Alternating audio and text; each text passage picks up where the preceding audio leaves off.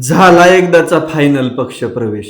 पण मी पक्षप्रवेश केल्यानंतर या अंडुल्या अंडभक्तांना आदराने बोलावं लागेल का?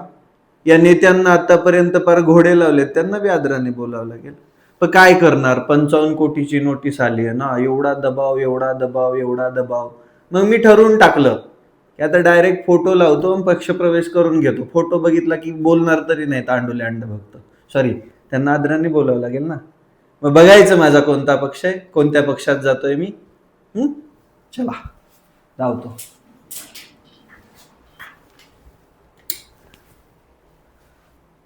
दाखवू, सब रेडी, सब तयार.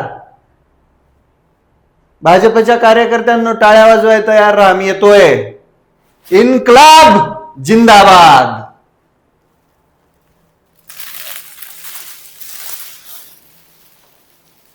झाला माझा पक्ष प्रवेश.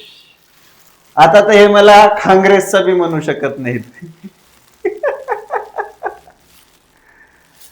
इन्क्लाब जिंदाबाद. या भिकारचोट राज्यकर्त्यांच्या विरुद्ध सत्तेवरती बसून सामान्य माणसाचं रक्त पिणाऱ्या भिकारचोटांविरुद्ध आता लढा अजून तीव्र होणार.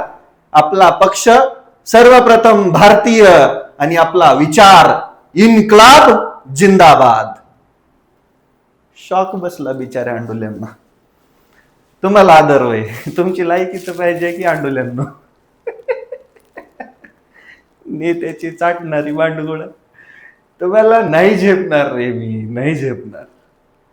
पण मी सामान्यांसाठी असंच लढत राहणार आणि या अंडुल्या पिलावळींना, त्यांच्या बुडक्याला सारखा जाळ लावत राहणार.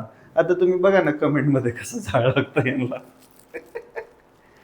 बट काही म्हणा, याच्यामध्ये खूप मजा आहे. क्रांतीमध्ये खरी मजा आहे. इन्क्लाब जिंदाबाद.